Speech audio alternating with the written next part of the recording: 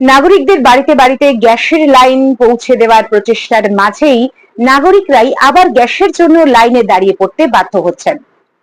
Line line আর line.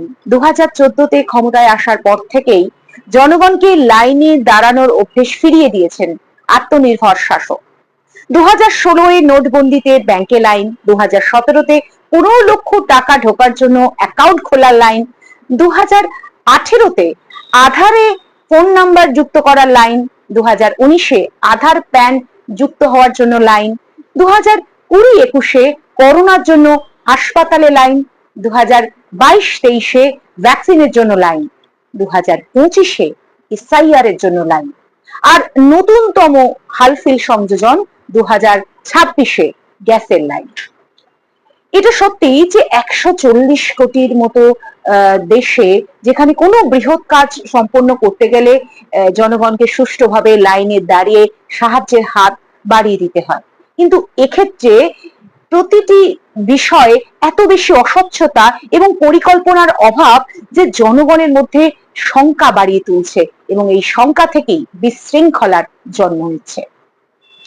নমস্কার, আমি মিঠু, স্বাগত বাংলা বাইট। প্রতি ক্ষেত্রেই কেন্দ্রীয় সরকার বাহাদুর আর শাসক দল দায় ঝেড়ে ফেলেছে বা ফেলছে এবং দেশবাসী তাদের শঙ্কা উদ্বেগ থেকে প্রশ্ন করলেই তাদের দেশ বিরোধী বলে খেদিয়ে দেওয়া হয়েছে।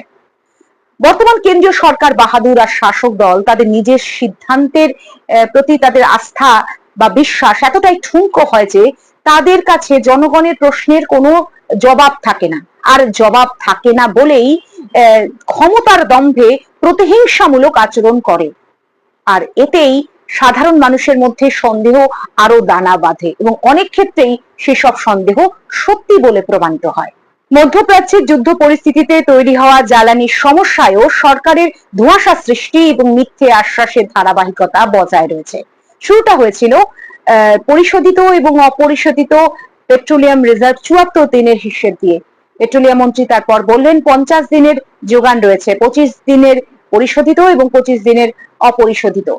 এলপিজির যোগান নিয়ে কোনো উদ্বেগ নেই, এ কথা বলেছিলেন পেট্রোলিয়াম মন্ত্রী, কিন্তু বাস্তবে দেখা যাচ্ছে গৃহস্থলী এবং বাণিজ্যিক দুই ক্ষেত্রেই এলপিজি ব্যবহারকারীরা লাইনে দাঁড়িয়ে রয়েছে এবং অনলাইন বুকিং এর ক্ষেত্রে হাজারো লাখো অভিযোগ টিভির পর্দায় ফুটে উঠে। ধুরন্ধর বিদেশ নীতির জন্য ইরানের মতো বন্ধু রাষ্ট্র আমেরিকা ইসরায়েলের পাশাপাশি ভারতকেও বিরোধী মনে করে ভারতের তৈলবাহী জাহাজের হরমুজ প্রণালী দিয়ে প্রবেশের ক্ষেত্রে বিধিনিষেধ আরোপ করেছে। এদিকে বিশ্ব গুরুদেবের সম্মান বাঁচাতে 12/3/2026 সকাল থেকেই বিভিন্ন সংবাদ মাধ্যমে প্রচারিত হতে শুরু করলো যে ইরান ভারতের উপর থেকে নিষেধাজ্ঞা তুলে নিয়েছে, হরমুজ প্রণালীতে ভারতীয় জাহাজ প্রবেশ করতে পারবে। আর কিছু কিছু সংবাদ মাধ্যমে তো এমন দৈন্যদশা যে তারা রীতিমতো প্রচার শুরু করে দিল যে বিকেলের মধ্যেই ভারতে জাহাজ ঢুকে যাবে, যেখানে স্বাভাবিকভাবেই পথ অতিক্রম করতে 6 থেকে 7 দিন সময় লেগে যায়। অবশেষে ইরানের সরকারি মাধ্যম থেকে খবর এলো যে এরকম কোনো সিদ্ধান্ত নেওয়া হয়নি। তাহলে কথা হচ্ছে যে এই রকম ভুল তথ্য তুলে ধরার জন্য সরকার থেকে কেন কোনো সতর্ক করা হলো না এইসব সংবাদ মাধ্যমগুলোকে? কেন এইসব ভুল তথ্য ভুল খবর পরিবেশন করার জন্য বকলমে প্রশ্রয় দেয়া হলো না? সংবাদ মাধ্যম প্রশ্ন করলো সরকারকে এরকম ভিত্তিহীন সূত্রের বিরোধিতা করে, না সরকার পক্ষ থেকে কোনো সতর্ক করা হলো এই সমস্ত সংবাদ মাধ্যমগুলোকে? তাহলে কি ধরে নিতে হবে যে সরকার বাহাদুরের মদতেই ভিত্তিহীন খবরটি ছড়িয়ে পড়েছিল? কি সাধারণ মানুষের আশঙ্কায় সত্যি হতে চলেছে? আর তা যদি না হয় তাহলে কেন এই অস্থির পরিস্থিতিতে কেন্দ্রীয় সরকারের তরফ থেকে আশ্বস্ত করা হচ্ছে না এগিয়ে এসে? মোদি জামানায় ডিজিটাল ইন্ডিয়ায় এ তো কোনো বড় ব্যাপার নয়। এইরকম পরিস্থিতিতে যখন গৃহস্থলীর সাধারণ মানুষ, ব্যবসায়ী সাধারণ মানুষ, যানবাহন চালক সাধারণ মানুষ একটা তীব্র শঙ্কায় দিন কাটাচ্ছে, যখন স্কুলে স্কুলে মিড ডে মিল বন্ধ হওয়ার জোগাড় জ্বালানির অভাবে, যখন হোটেল রেস্তোরাঁগুলো প্রায় বন্ধ হওয়ার মুখে, তখন প্রধানমন্ত্রী কোথায়? এমনি সময় তো মানে ভালো সময় তিনি নিজে এগিয়ে আসেন ভাষণ দিতে, এখন সে জায়গায় এগিয়ে দিচ্ছেন শ্রী জয়শঙ্কর মহাশয়কে, যিনি কিনা বিদেশ মন্ত্রী, পুরী মহাশয়কে, যিনি কিনা পেট্রোলিয়াম মন্ত্রী, আর এনারা এনাদের মতো করে নিজের নিজের পিঠ বাঁচানোর পন্থা নিচ্ছেন। দেশবাসী দেশ বিরোধী নয়, কিন্তু যদি সরকারের তরফ থেকে এরকম সংশয় ভরা তথ্য পরিবেশিত হয় তা কি খুব দেশপ্রেমে ভরপুর? এবং এখানেও প্রশ্ন হচ্ছে যে ইরানের সঙ্গে এরূপ সম্পর্কের অবনতি হলো কেন? অসমর্থিত সূত্র অনুযায়ী রাশিয়া অপরিশোধিত তেলের মূল্য বাড়িয়ে দিয়েছে।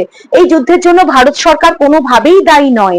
তাহলে অন্যায্য যুদ্ধবিলাসীদের তালে তাল মেলাতে গিয়ে যা কিনা প্রধানমন্ত্রীর মস্তিষ্ক প্রসূত দেশবাসীকে কেন সংকটের মুখে ফেলে দেয়া হলো, এ প্রশ্নের উত্তর তো সরকার বাহাদুরকে দিতে হবে। কথায় আছে না, হেলে ধরতে পারে না, কেউটে ধরতে গেছে। কেন সরকার বলছে না বিশ্বের আর কোন কোন দেশ থেকে পেট্রোলিয়ামের যোগান ঠিক রাখার ব্যবস্থা করা হচ্ছে? তোমার পরিস্থিতি কি দাঁড়াচ্ছে? যত চাপা দেয়া হবে তত আশঙ্কা বাড়বে। এবার অন্তত মিথ্যের ফুলঝুরি বন্ধ হোক। আজ আর ভর্তুকির জামানা নেই। সাধারণ মানুষ তার নিজের সমস্ত কিছুর জন্য সরকারকে ট্যাক্স দেয়, তা চাল হোক কিংবা আটা, তেল হোক কিংবা কাঠ। তাই সাধারণ মানুষ কেন আশঙ্কা নিয়ে দিনের পর দিন লাইনে দাঁড়িয়ে থাকবে? সব সরকারকেই এর জবাবদিহি করতে হবে। নেপাল আর বাংলাদেশ কিন্তু বহু পুরনো ঘটনা নয়। আপনারা জানান এই জ্বালানির সংকট, এই পরিস্থিতি আপনাদের কিভাবে ভাবাচ্ছে বা আপনাদের কিভাবে নাড়া দিয়েছে। সেই সঙ্গে প্রত্যেক দিনের মতো বাংলা বাইটের পাশে থাকার অনুরোধ জানাবো। সঙ্গে থাকুন বাংলা বাইটে। নমস্কার।